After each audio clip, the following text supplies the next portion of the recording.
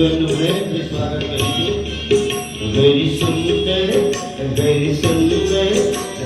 सुंदर नंदन मुकुंदा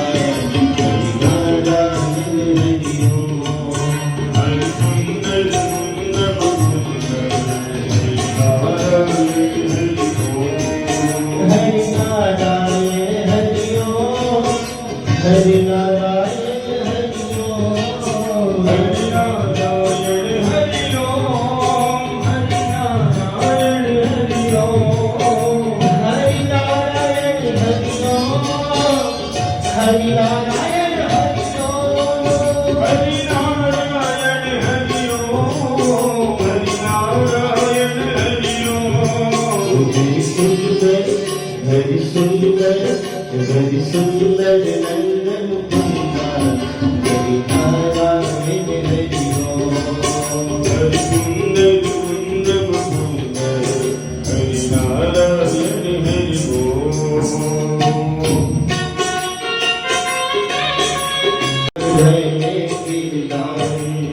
नित नित गरिमा करने छोरी गोपी मन मन बनिहारी नित नित सावन सदकारी मन गोपी मन मन बनिहारी आवो रे मोहन के प्यारे आवो रे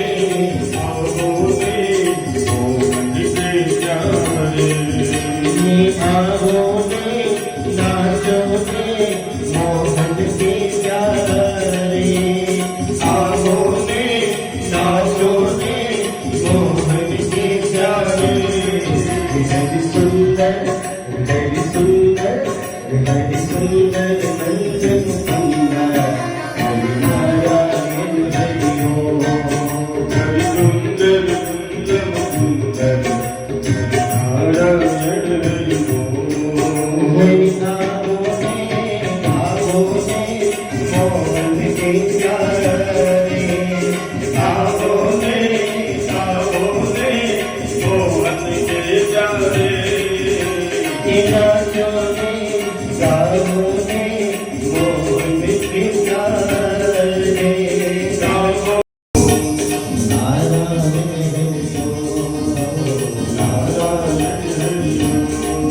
हरे कृष्णा हरे कृष्णा राधे कृष्णा हरे हरे राधे कृष्णा हरे कृष्णा हरे हरे राधे कृष्णा राधे कृष्णा राधे कृष्णा हरे हरे राधे कृष्णा राधे कृष्णा राधे कृष्णा हरे हरे राधे कृष्णा राधे कृष्णा राधे कृष्णा हरे हरे राधे कृष्णा राधे कृष्णा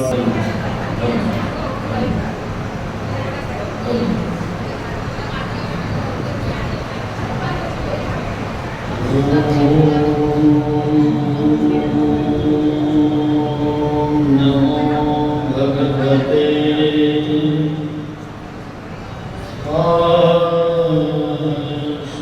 वासुदेवाय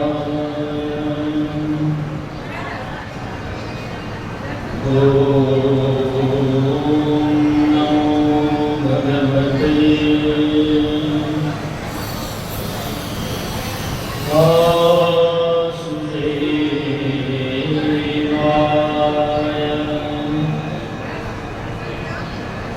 हरि ओम नमो भगवते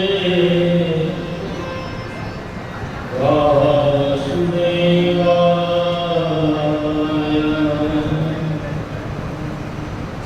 हरि ओम स्वस्ति श्री गणेशाय नमः श्री सरस्वती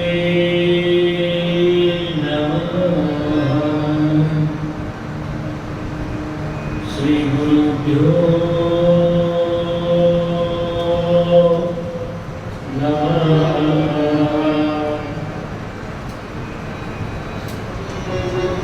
श्री माता पितृ चरण कमले नमो नमः। बोलिए श्री भागवत भगवान की जय। श्री सुखदेव जी महाराज की जय। श्री चक्रराज तीर्थ की जय। श्री द्वारिकाधीश की जय। श्री हनुमान जी महाराज की जय हो। नमः पार्वती पतये। हर हर महादेव।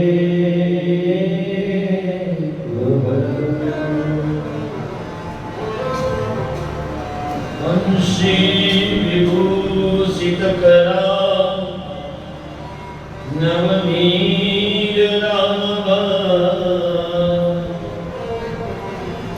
पीताम्बरारुणबिम्बफलोदराष्टा पूर्णेन्दुसुन्दरमुखा अरविन्दनेत्रा कृष्णात् परं किमपि तत्त्वहं न जाने। कृष्णात् परं किमपि तत्त्वहं न जाने।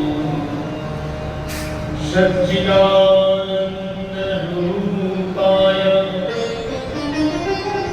विश्वोत्पत्त्यादिहेतवे तापत्रयविनाशाय श्रीकृष्णाय वयं नमः। श्रीकृष्णाय वयं नमः। नमोऽस्तु देव्या सविसारबुद्धे उल्लारविन्दयत वज्रनेत्रा। तेन मया भारतेन पूर्णः प्रजभावितो ज्ञानमया प्रदीप्तः। प्रजभावितो ज्ञानमया प्रदीप्तः। मूकं करोति वाचालं पङ्गुं लङ्घयते गिरिं। यत्कृपातमहं वन्दे परमानन्दमाधवम्। परमानन्दमाधवम्। गुरु ब्रह्मा गुरु विष्णु गुरुदेवो महेश्वरः। गुरु साक्षात् परब्रह्म तस्मै श्री गुरुवे नमः। तस्मै श्री गुरुवे नमः। भवानी शंकरो वन्दे श्रद्धा विश्वासरूपिणो। याभ्या विनश्यन्ति सिद्धा शान्तस्ममीश्वरः। सिद्धा शान्तस्ममीश्वरः। वक्रतुण्ड महाकाय सूर्यकोटिसमप्रभा।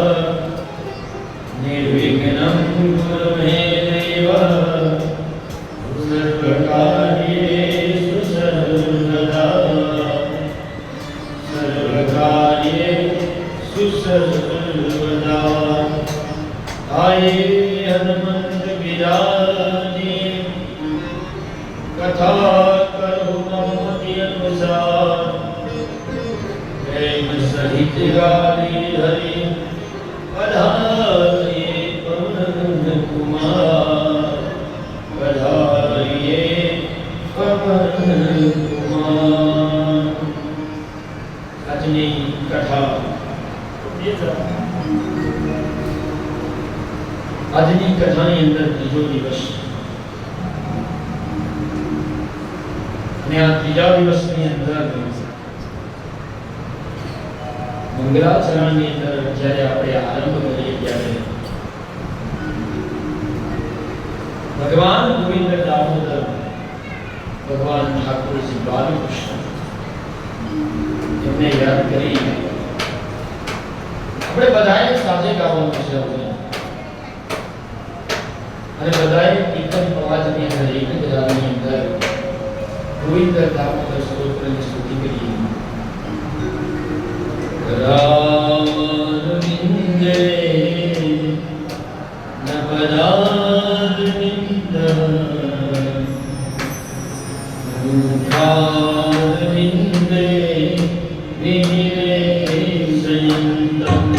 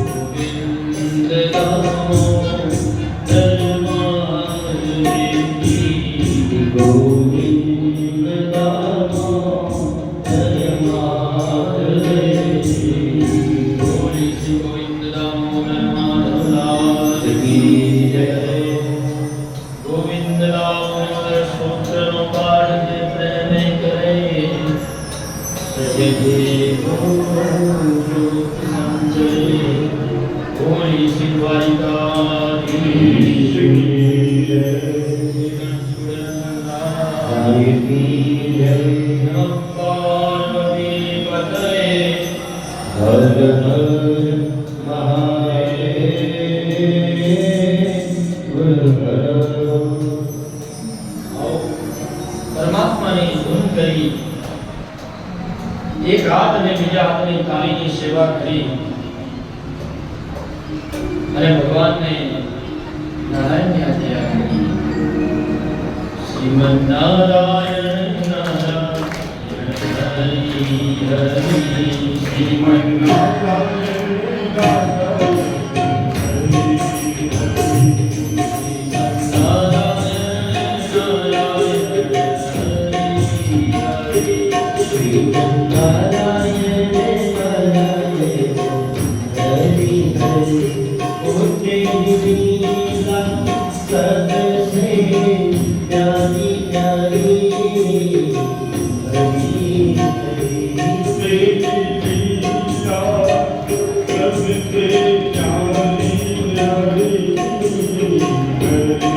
Hare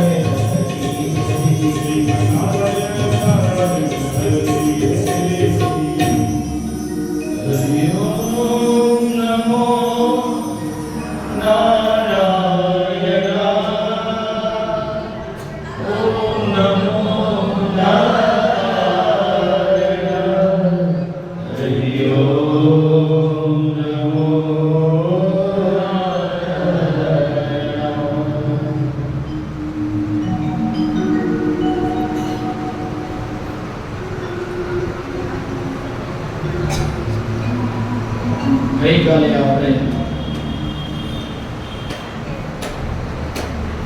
જે ભાગવતની અંદર આત્મદેવ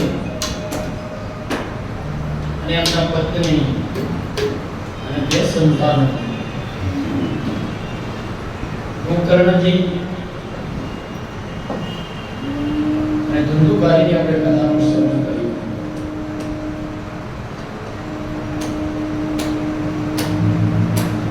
આ કથાની અંદરથી આપણને ઉપદેશ મળે છે કે સંતાનો વાળા પણ દુખી છે અને સંતાન વગરના પણ દુખી છે.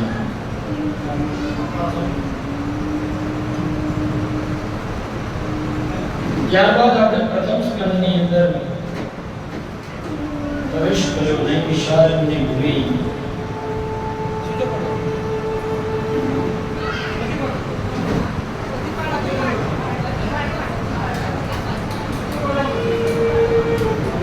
ભક્તિ દેવી જ્ઞાન અને વૈરાગ્યની પણ આપણે કથા સાંભળી.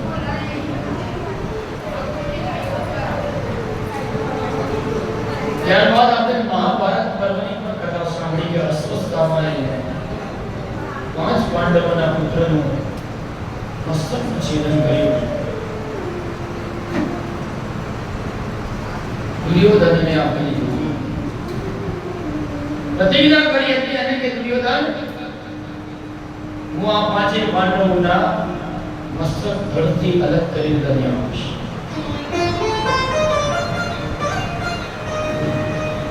જ્યારે ખબર પડી ત્યારે દ્રૌપદી કીધું કે આ તો બ્રાહ્મણ છે, બ્રાહ્મણની હત્યા ન કરાય. આપણા ધર્મશાસ્ત્રમાં એમ કીધું કે બ્રાહ્મણ ગમે એવો હોય પણ એને તમે ભૂદેવ કહેવું જોઈએ. તમે એક વસ્તુ સમજો કે તમે રસ્તામાં જતા હોય અને તમને બ્રાહ્મણ રસ્તામાં મળે તો તમારા હાથને કેવું નથી પડતું સાહેબ, તમારા હાથ આમ થઈ જાય અને તરત જ તમે કહો જય શ્રી કૃષ્ણ બાપજી.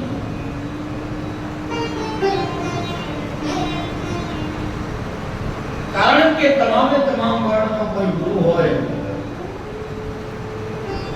એ બ્રાહ્મણ છે. અને મેં પહેલા જ આપને કથામાં કીધું જ્ઞાતિ ના હોય તો તમે સાધુ બની શકો, પણ બ્રાહ્મણ બનવા માટે કોઈ અન્ય જ્ઞાતિ બ્રાહ્મણ ન બની શકે.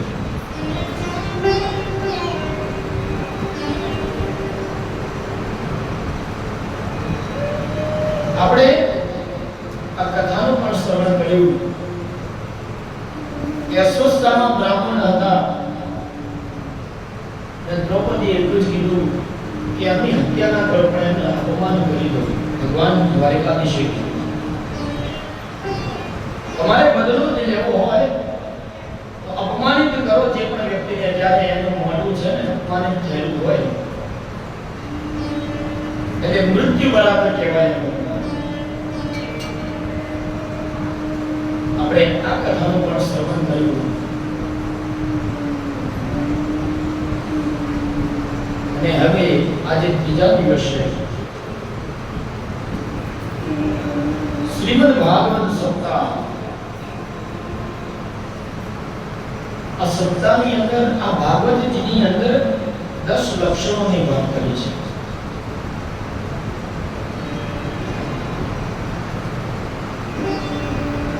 ભાગવતની અંદર ત્રીજા સ્કંદની અંદર આપણે જ્યારે પ્રવેશ કરીએ છીએ ત્યારે પણ ભગવાનની સ્તુતિ કરીએ છીએ. આવો આપણે પણ બંનેના બધા જ હાથ જોડી પરમાત્માની સ્તુતિનું સ્મરણ કરીએ. સચ્ચિદાનંદ રૂપાય વિષ્ણુપત્યાદિ હેતવે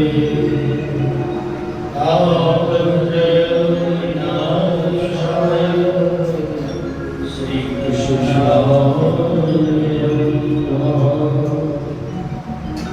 આ ત્રીજા સ્કંદની અંદર સુખદેવજી મહારાજ રાજા પરીક્ષિતને હવે કથાનું શ્રવણ કરી રહ્યા છે.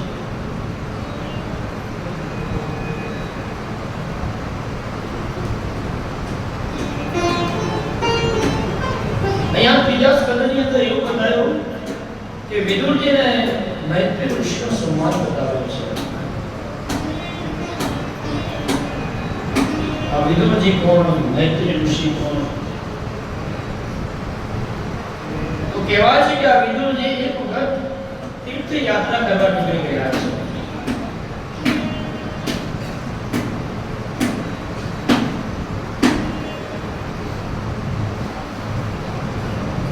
પરીક્ષિત કહે, હે પ્રભુ, વિદુરજી પરીક્ષિત પૂછે છે કે અમને તીર્થ યાત્રા કરવાનો શું ઉદ્દેશ છે, શું કારણ છે?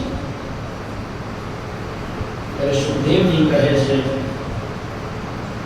કે તમે સાંભળો પરીક્ષિત, એક સમયની વાત છે જ્યારે પાંડવો અને કૌરવો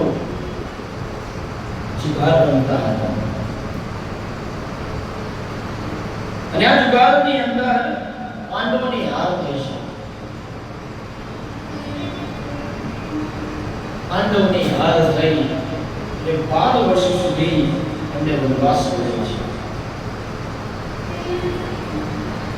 આ પાંડવોએ 12 વર્ષ સુધી વનવાસ કર્યો. એટલું તો નહીં પણ સાથે સાથે 13 વર્ષ ઉપવાસ કર્યો છે. 12 વર્ષ સુધી વનમાં જ ફરવાનું અને 13 વર્ષ એવા ગયા કે 13 વર્ષની અંદર કોઈને ભણવાનું નહીં, ક્યાંય દેખાવાનું નહીં, કોઈને સમાચાર કહેવાના નહીં, અને ગુપ્તવાસ કહેવાય. ત્યારે વિદુરજીએ પ્રસ્તાવ મૂક્યો છે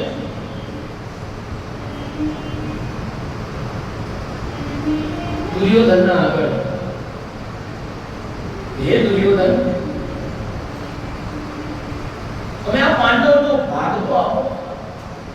તમે ભલે જુગાર રમ્યા છો પણ તમે જે આનું લઈ લીધું છે એ તો પાછું આપો.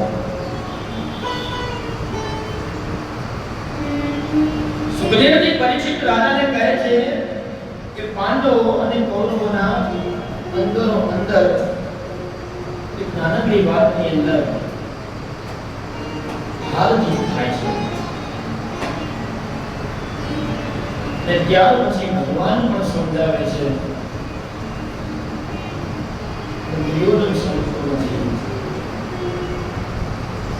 તમે વિચાર કરો, અખિલ બ્રહ્માંડનો જે માલિક છે એ માલિક પણ દુર્યોધનને સમજાવે છે કે દુર્યોધન તે બધું પાંડવોનું લઈ તો લીધું છે, પણ એમનો જે ભાગ છે એ તો જરા એને આપ.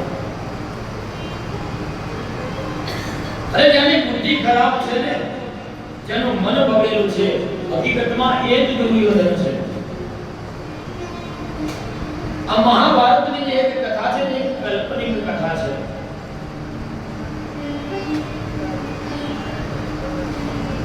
દુર્યોધનને સમજાવવાનો પ્રયત્ન કરે, પણ દુર્યોધને એક જ વાત પ્રસ્તાવ કે દ્વારકાધીશ આવે કે હે દ્વારકાધીશ, અરે પાંડવોને જો એમનો ભાગ લેવો હોય ને તો મારી સાથે એ યુદ્ધ કરે.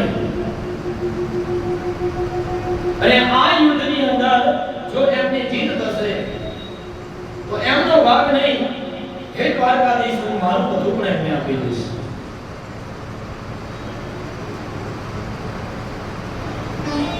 પણ છતાં દુર્યોધન માનતો નથી. ભગવાન સમજાવે છે. ભગવાને કીધું, અરે દુર્યોધન, યુદ્ધમાં વિજય તારો થાય કે એમનો થાય, જીત તારી થાય કે એમની થાય, તું એ તો વિચાર કર. યા તો તું માર્યો જઈશ, યા તો પાંડવોનું મૃત્યુ થશે. યા તો બંનેની જીત નક્કી નથી અને બંનેની હાર પણ નક્કી નથી. હાર જીતના પ્રશ્નની અંદર એકની જીત સુનિશ્ચિત છે.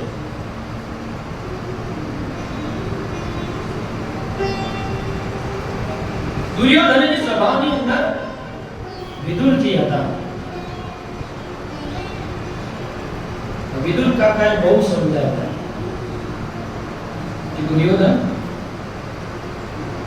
થોડું ધ્યાન રાખ, વાણીની અંદર તું પણ વિવેક રાખ. તું કોના સાથે સંવાદ કરી રહ્યો છે તને ખ્યાલ છે? તારા જોડે જે ચર્ચા કરી રહ્યા છે અખિલ બ્રહ્માંડનો માલિક છે.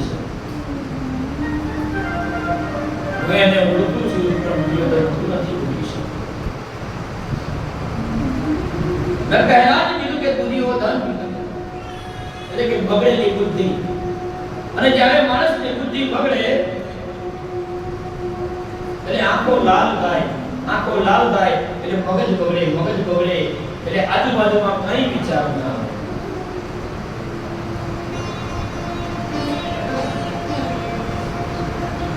આ દુર્યોધને પણ કહી દીધું કે તમારે જો ઈચ્છા હોય ને વિદુરજી, હે કાકા, જો તમારે પાંડવોનો પક્ષ લેવાનો તો તમે અહીંયા મારી આ મંત્રીમંડળમાંથી તમે પણ નીકળી જાઓ.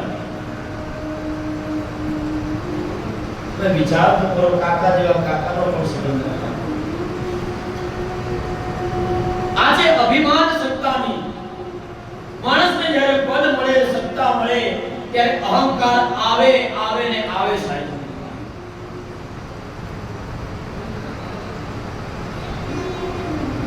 એટલા માટે પરમાત્મા તમને જે આપ્યું છે, તમે જે ભોગવી રહ્યા છો સાહેબ, જરા પણ અભિમાન ન કરો સાહેબ. વિદુરજીને કીધું કે તમે નીકળી જાઓ મારા આ રાજ્યસભાની અંદરથી. વિદુર કાકા નીકળી ગયા છે.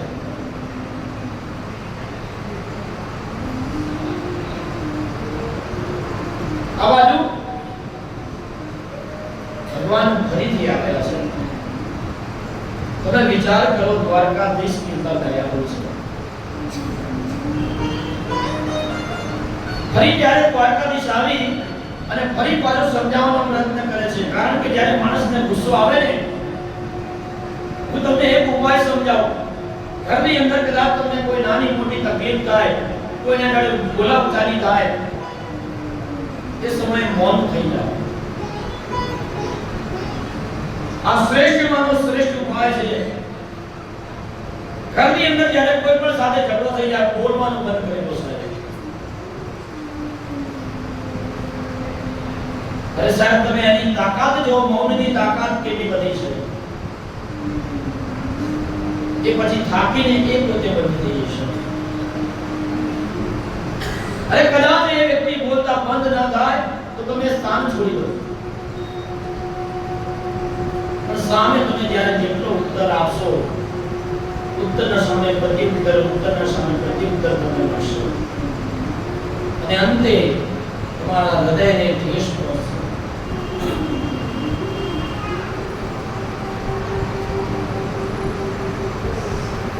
માટે એક આ સંકલ્પ પણ આપણે બધા કરીએ કે જ્યારે જ્યારે મન બગડે, ગુસ્સો આવે,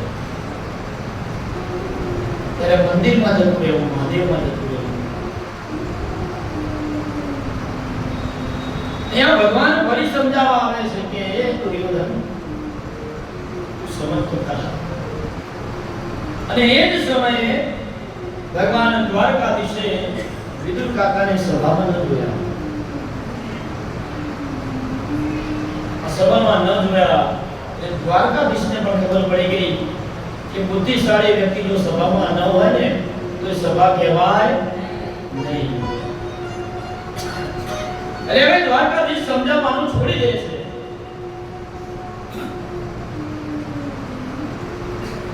કે આને આમે બુદ્ધિ બગડી છે દુર્યોધનની, હવે મારે વિદુર કાકા જેવા રહ્યા નથી, આમની સભામાં સભા છોડીને જતા રહ્યા છે, તો મારે ક્યાં આમના સાથે વાતચીત કરવી? આ બાજુ વિદુરજી ગયા છે સભાને ત્યાગ કરી.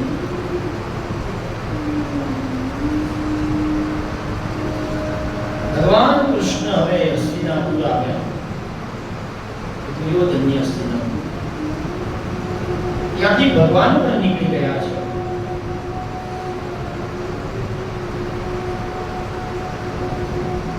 હવે વિચાર તો કરો સાહેબ, જ્યારે આપણને કોઈ સમજાવવા આવે ને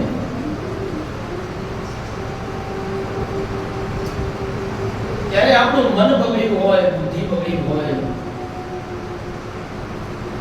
ત્યારે આપણું મન નહીં, આપણે પણ આપણી જાતને સમજવા તૈયાર હોતા નથી.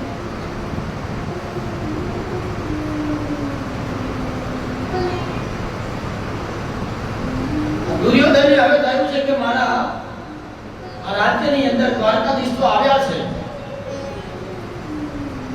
લાવો હું એમને જમાડવા માટે એમને આમંત્રણ આપું. હસ્તિનાપુરની અંદર દ્વારકાધીશનું સ્વાગતની તૈયારી થાય છે.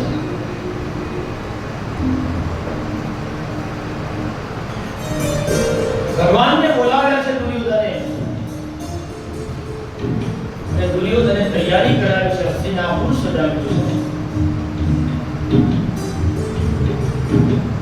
56 ભોગ મિષ્ટાન બનાવ્યા છે દુર્યોધને.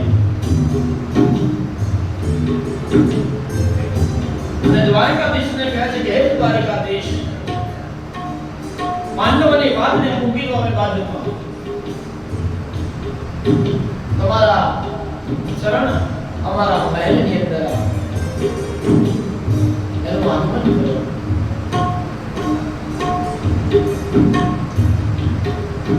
ત્યારે ભગવાન દ્વારકાધીશ સમજે છે, જ્યારે માણસને 10 વખત સમજાવો સમજે નહીં અને પોતાનું જ ધાર્યું, પોતાનું જ વિચારે, ત્યારે જો આપણને સામાન્ય મનુષ્યને ખબર પડતી હોય તો આ તો દ્વારકાધીશ છે. એમને પણ ખબર પડી કે આને 56 ભોગ ભલે બનાવ્યા છે, 56 પ્રકારના મિષ્ટાન બનાવ્યા છે દુર્યોધને. ભગવાનને જમવાનું આમંત્રણ આપ્યું, પણ ભગવાન છે ને સાહેબ, જે અંતરની વાત સમજે, જે અંતરની વાત સમજે એને અંતર્યામી કહેવાય. દુર્યોધને 56 પ્રકારના મિષ્ટાન તો બનાવ્યા, પણ એને અભિમાન આવી ગયો કે આ પૂરી નગરીની અંદર હું જે દ્વારકાધીશને ખવડાવી રહ્યો છું ને એ કોઈની તાકાત નથી સાહેબ, કોઈ ખવડાવી નહીં શકે. ભગવાનને ખ્યાલ આવી ગયો કે ભલે હું એની સભામાં જાઉં તો ખરા, પણ જ્યાં આગળ સાહેબ અભિમાન હોય ને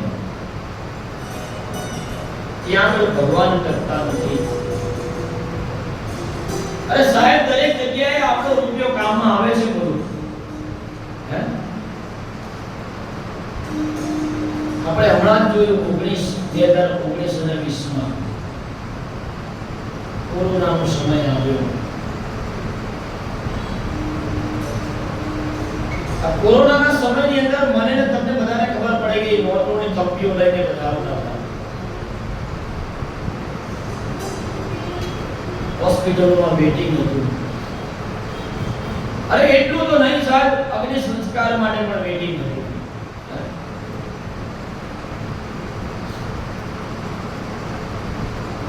એટલા માટે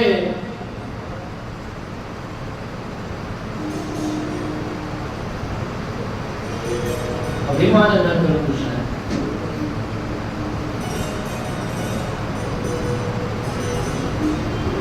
અહીંયા દુર્યોધનના 56 ભોગનું મિષ્ટાન અને બનાવી દુર્યોધનને દ્વારકાધીશમાં.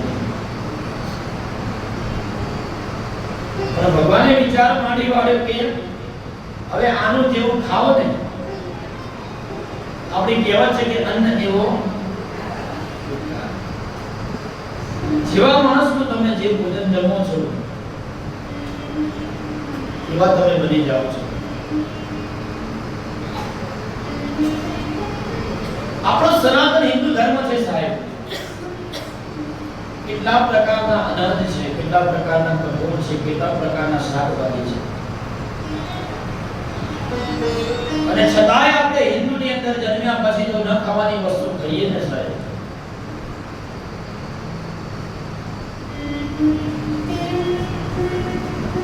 તો આપણા આ દેહને લાંછન લાગે છે. પરમાત્મા ભૂખ્યા છે, પરમાત્મા ને ખબર પણ છે કે હું ભૂખ્યો છું, 56 ભોગના હું મિષ્ટાન કરી રહીશ. પણ આ દુર્યોધનની બુદ્ધિ બગડેલી છે. અરે બુદ્ધિ બગડી તો એટલું જ નહીં, પણ એના સાથે એનું અભિમાન પણ છે. આનું મારે ન ખવાય. આ બાજુ એ દુર્યોધનના 56 ભોગ મિષ્ટાનનો ત્યાગ કરી પરમાત્મા વિદુર કાકાને ઘરે આવ્યા હતા.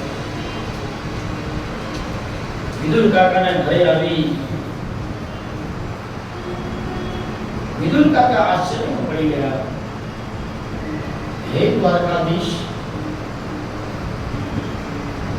અને તમે મારા ગરીબના આંગણે પરમાત્મા કહે કે હું જાત કે ભાત નથી જોતો, કોઈ ઈશ્વર નથી જોતો, હું તો કેવલ મનુષ્યના હૃદયની અંદર રહેલો એનો ભાવ જોઉં છું. હે વિદુર કાકા, હવે જલ્દી કરો, મને ભૂખ લાગી છે. ત્યારે કાકા અને કાકી વિદુર કાકાને સુલભા, એમના પત્નીનું નામ, ભાજીને રોટલા બનાવ્યા હતા. વિચાર કરો, ક્યાં 56 ભોગ ખાવાનો અવસર મળ્યો તો હવે મને ને તમને અવસર મળે, વિચાર શું ખાવ તમે? આપણે બધા નક્કી એ જ કરીએ કે 56 ભોગ જ ખાવા છે બાપજી, રોટલા શાક તો રોજ ખાવા જોઈએ. અહીં આગળ દ્વારકાધીશે એનો પણ ત્યાગ કરી કાકાને કાકીના ત્યાં બેઠા જમવા. બોલા કહે કે બાપજી અમે તો અમારા બંનેનું બનાવ્યું છે. અત્યારે ઘણી ગરીબ બહેનોને જે હોય કે રોટલી કેટલી બનાવી, ચોર ખાય કે મોર ખાય, ન જાને કિસ દિન નારાયણ બન જાય. કદાચ કોઈ બપોરના સમયે મહેમાન આવી જાય તો કે ઓહો તમે ક્યાંથી ઉભા રહો, હમણાં સ્વીગી કરી દઈએ. પછી હમણાં તો ઝોમેટો આવી ગયું પાછું.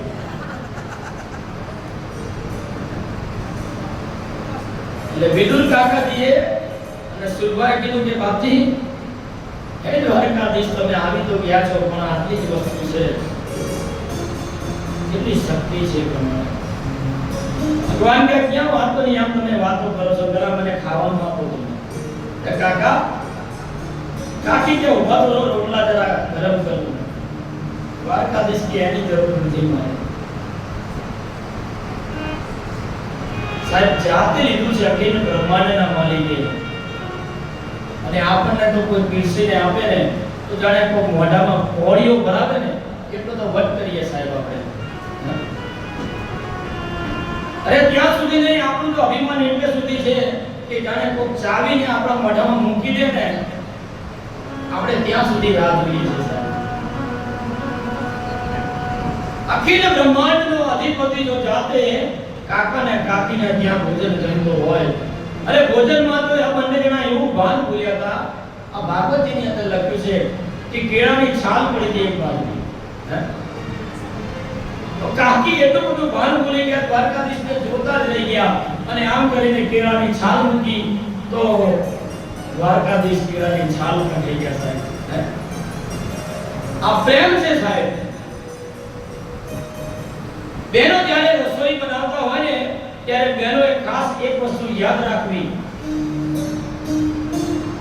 લોટ બાંધતા હોય ત્યારે ભગવાનને યાદ કરવા ગેસ ચાલુ કરો એના પહેલા અન્નપૂર્ણા માતાજીને યાદ કરો અન્નપૂર્ણા સદા પૂર્ણે સદા શંકર પ્રાણ વલ્લભે આ શંકર પ્રિયાને યાદ કરો અને સાહેબ પછી તમે જો રસોઈ બનાવો અને હું વ્યાસપીઠ ઉપરથી કહું કે તમારા ઘરે 50 મહેમાન આવશે ને તો પણ તમારું અનાજ નહીં ખૂટે સાહેબ પણ આ તો વાત ત્યાં આગળ છે કે અનાજ બનાવતા બનાવતા કાનમાં ઇયરફોન હોય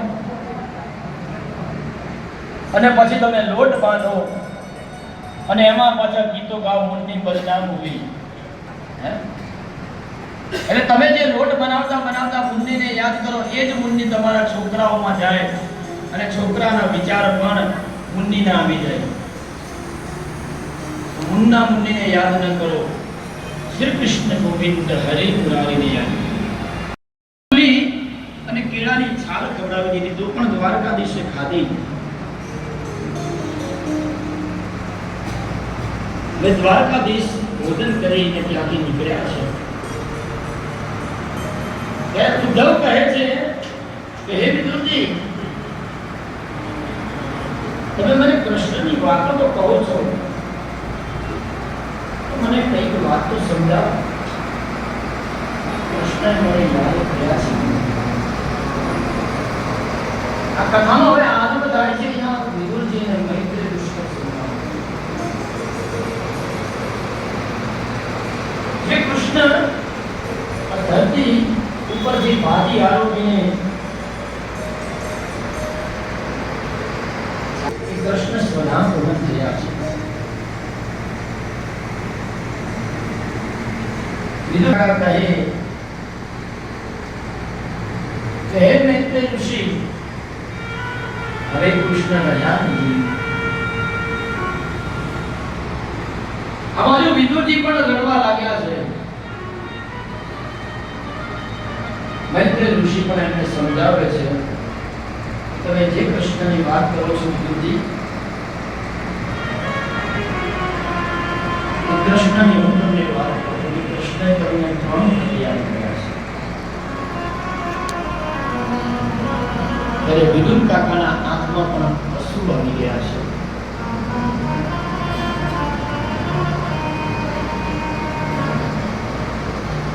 મૈત્રેય ઋષિએ કહ્યું કે તમને એક ઉપદેશ આપ્યો છે દ્વારકાધીશે વિદુરજી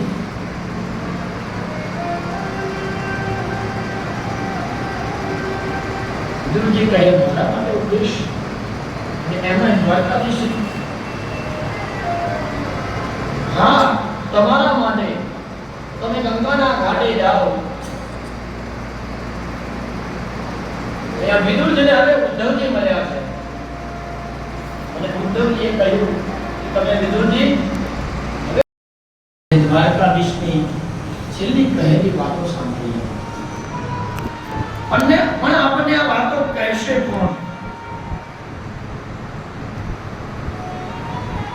ત્યારે ખ્યાલ આવ્યો કે આપણને મૈત્રી ઋષિના આશ્રમમાં આપણે જવું જોઈએ.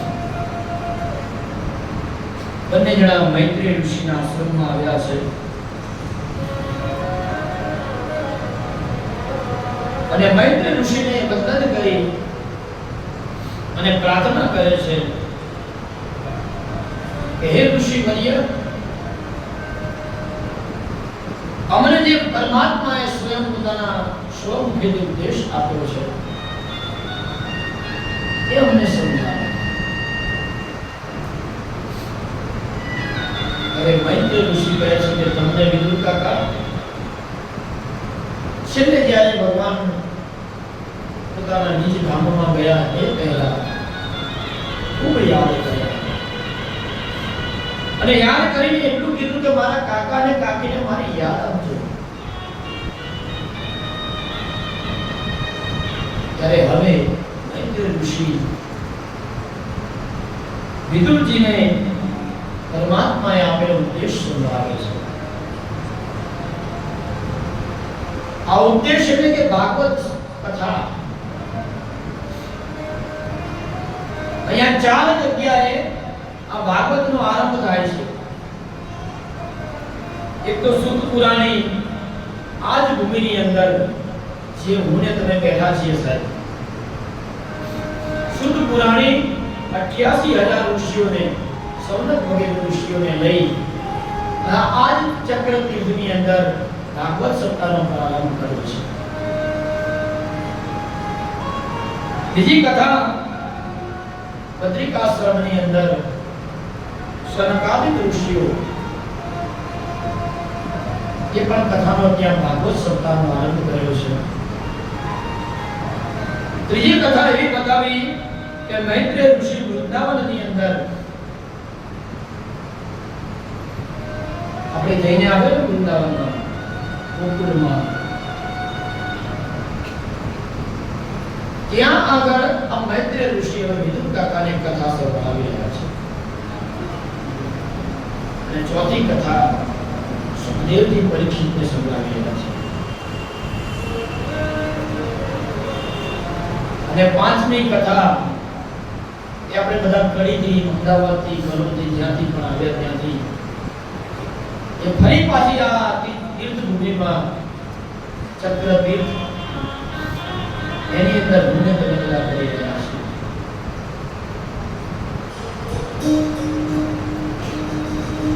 વિદુરજીએ પ્રશ્ન કર્યો કે મૈત્રેય, મને મારા પ્રશ્નનો થોડો ઘણો જવાબ તો આપો. મૈત્રેય ઋષિ કહે, વિદુર કાકા, તમારા મનમાં શું પ્રશ્ન છે? ત્યારે કાકા કહે છે, વિદુરજી, એ માણસ સુખી પણ બને છે અને દુખી પણ કેમ બને છે? એનું એક જીવન એક દારૂ કેમ નથી? आगे सुख तो पीछे दुख है, पीछे दुख तो आगे सुख है. ત્યારે મૈત્રેય ઋષિ સમજાવે છે કાકાને કે વિદુરજી, તું એક જ કારણ છે.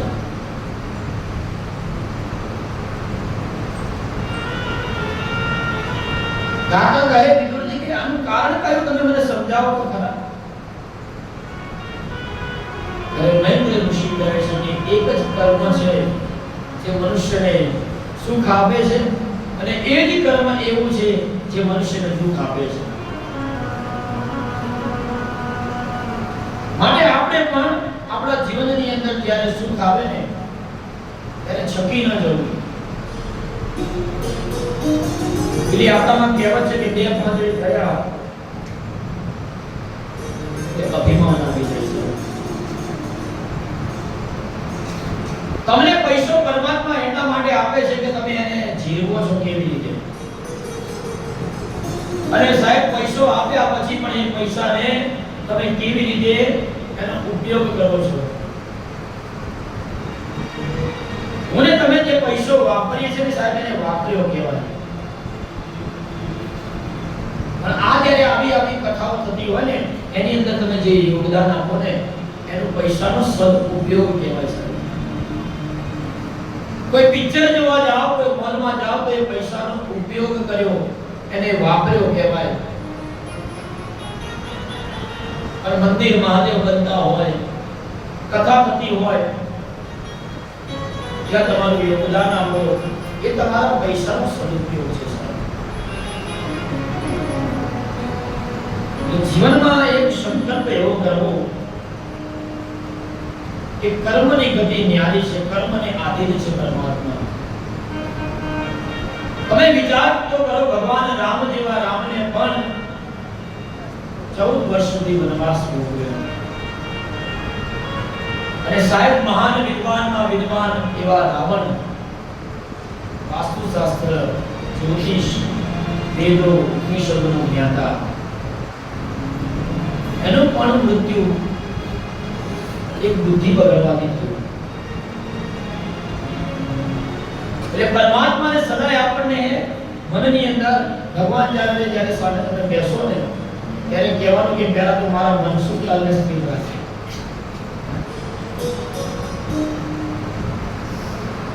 પછી મારા શરીરને તમે સ્વસ્થ રાખજો, જેથી કરી હું તમારી નિત્ય પૂજા કરી શકું. અને ત્યારબાદ હે પરમાત્મા મારી કર્મની ગતિ સારી આપજો. એટલા માટે તો કહ્યું છે કે કર્મનો સંગાતી રાણા મારું કોઈ નથી. આવો આપણે પણ આ ભજનને શ્રવણ કરીએ.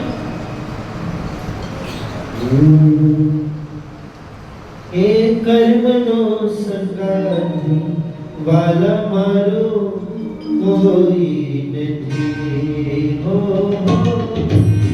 કર્મનો સંગાતી રાણા મારું કોઈ નથી.